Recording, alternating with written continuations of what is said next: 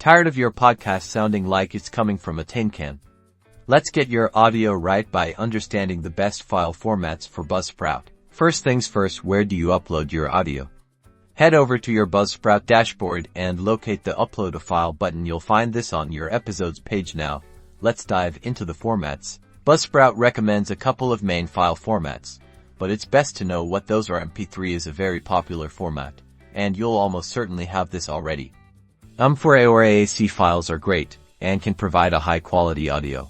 When it comes to codecs, think of these like the language your audio speaks. Buzzsprout works best with MP3 and AAC codecs. And about bitrate, use 19 kbps or higher for MP3 files and choose a similar bitrate for AAC files for best quality. This ensures your audience gets a crisp, clear listening experience. Your audio editor will have these options when you're finalizing your podcast, while other file extensions like WAV can technically be uploaded.